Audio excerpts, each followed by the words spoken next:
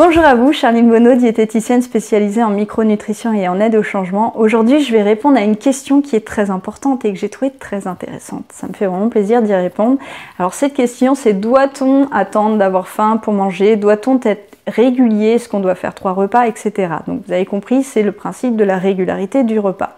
C'est une question très importante, je me la suis moi-même posée, on me la pose régulièrement. Donc ça va être très bien de pouvoir y répondre dans cette vidéo, puis c'est vraiment dans la thématique. Donc si vous avez regardé les précédentes vidéos, vous avez compris qu'il y avait plusieurs mécanismes au niveau de la faim, que tout ça c'était entremêlé, que c'était complexe et que c'était très compliqué, voire impossible de vraiment se fier à ces sensations parce que toutes ces sensations, en fin de compte, chimiquement déjà, elles peuvent se confondre en fait. Et puis, malheureusement, si on se fie uniquement à ça, et vous allez le comprendre dans l'exemple que je vais vous expliquer dans quelques minutes, vous allez voir qu'on risque surtout de se déconnecter petit à petit de ses besoins physiologiques. Pour vous expliquer tout ça, prenons exactement le cas de stress, en fait. On va prendre une situation où vous êtes plutôt dans un stress à court terme, typiquement au moment des examens. Si vous avez passé des examens il y a très longtemps, si vous êtes dans les examens actuellement, vous allez comprendre. Est-ce que ça vous est arrivé d'avoir une situation comme ça où vous étiez stressé, mais vraiment stressé sur le court terme? Imaginez-vous juste avant un examen, avant un oral. L'oral, c'est parfait pour ça. Vous êtes stressé. Est-ce qu'à ce moment-là, si je vous propose un Mars ou quoi que ce soit, est-ce que vous sentez qu'au niveau de l'estomac, ça va être facile de manger? Est-ce que vous pensez qu'à ce moment-là, on a besoin de manger en fait? Et est-ce que vous pensez que est-ce que vous vous souvenez si vous étiez capable de le faire?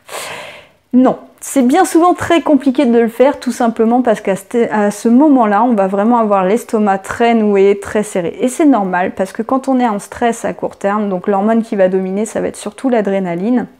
Et tout ça, ça va procéder à une adrénaline et puis autre chose en fait. Il y a le système nerveux aussi qui intervient, mais bref, les mécanismes font que globalement, votre corps va se restructurer et au niveau de tout ce qui est dépenses énergétiques, tout ce qui est aussi au niveau du débit sanguin, ça va être restructuré et affecté dans certaines parties du corps. Tout simplement, votre corps, il va se reprogrammer pour pouvoir répondre au mieux à cette réponse, à ce besoin lié à ce stress qui a été détecté par votre cerveau. Donc ça veut dire quoi concrètement? Ça veut dire que quand vous êtes dans un stress à court terme, votre organisme il se prépare à combattre ou à fuir. Et ça concrètement, comment ça se traduit? Très peu de débit sanguin au niveau du système digestif parce que c'est pas le moment de manger, et plutôt ça va être consacré à tout ce qui est muscle, tout ça, tout simplement parce qu'il se prépare à de l'action en fait. Donc dans ces moments-là, le fait de manger, vous allez voir que votre appétit va être complètement coupé. Même si vous n'avez pas mangé depuis longtemps, vous allez vraiment avoir cette sensation de manque d'appétit, de dégoût, de nausée, etc. Mais absolument pas le besoin ni l'envie de manger. Quand vous êtes dans une situation de stress à long terme, c'est complètement différent parce que là, votre organisme, son besoin à lui, c'est d'avoir des réserves énergétiques. Donc d'une part, il va créer des réserves. Donc là, l'hormone qui va être plutôt dominante, ça va être tout ce qui est cortisol. Donc là, ça va aider en fait le stockage d'énergie. Et puis de l'autre côté, en fait, il va aussi mettre à disposition donc cette énergie. C'est ce qui explique qu'on peut avoir la glycémie qui peut augmenter quand on est pas mal sous cortisol, en fait, tout simplement. Tout ça pour pouvoir, donc si jamais il y a un besoin en fait énergétique à ce moment-là, que ce soit à disposition. Mais votre corps, vous voyez, c'est pas tout à fait la même stratégie parce que lui, il détecte que c'est plus du stress à court terme. Il sent pas l'action immédiate, mais il sent que ça va arriver bientôt. Donc c'est totalement différent. Donc là, vous allez avoir beaucoup plus tendance à avoir envie de manger. C'est pourquoi quand on est dans un état de stress un peu basal, comme ça, un peu chronique, on a cette tendance à prendre du poids, on a tout le temps envie de manger sucré et vous sentez que votre appétit n'est pas du tout le même. Donc tout ça, ça prouve bien que en fonction de ce que vous vivez, etc., vos sensations de faim, elles ne sont pas du tout les mêmes. Et elles sont complètement déconnectées de vos besoins quotidiens. Alors en réalité non, puisque après tout, on a réellement, si vous étiez vraiment dans une situation où il vous fallait courir, etc., vous auriez besoin de ce surplus d'énergie. Mais c'est pas le cas en réalité. Souvent, c'est quand même mental ce stress. Vous risquez pas de perdre la vie, vous n'allez pas réellement être obligé de courir, etc. Donc, Tout ça, c'est une perception de votre cerveau qui a toujours la même stratégie en fait depuis la nuit des temps en fin de compte, et tant mieux parce que c'est ce qui a fait qu'on a survécu jusqu'à aujourd'hui, mais tout ça, ça vous fait prendre conscience que les sensations de faim et satiété, c'est compliqué de les prendre réellement en considération, tout simplement pour ce type de facteur.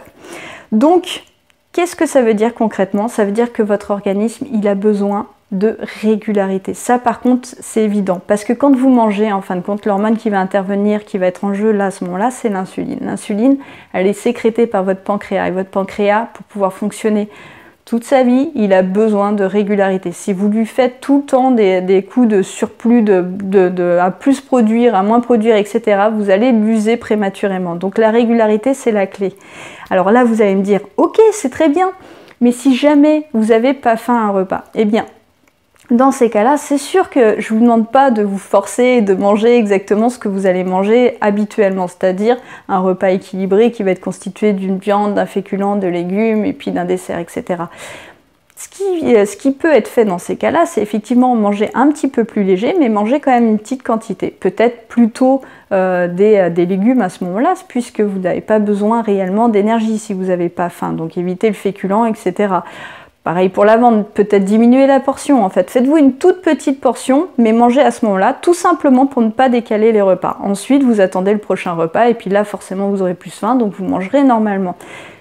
Il vaut mieux manger un petit peu, mais un tout petit peu, et puis attendre l'heure du repas, parce que le risque, si vous ne mangez pas à ce moment-là, c'est que vous allez décaler votre repas, avoir une fringale au milieu de la journée, et là, succomber et manger. Donc là, vous créez en fait le dérèglement, et encore plus si ça arrive et que c'est ponctuel, ça va encore, mais si c'est quelque chose qui devient de plus en plus régulier, et ça, mine de rien, je l'ai constaté au niveau de mes patients, j'ai beaucoup de patients qui ont des soucis, des troubles de glycémie, qui ont aussi des problèmes de poids, d'obésité, et qui se sont donc à un moment mis à écouter uniquement leurs sensations de faim et à se nourrir de cette manière-là. Donc c'est absolument pas une bonne solution, je ne recommande pas du tout. Donc moi vraiment je vous recommande la régularité en adaptant vos repas si vous n'avez pas faim, effectivement, en mangeant qu'une pomme si vous voulez, mais vous attendez le prochain repas pour manger, tout simplement.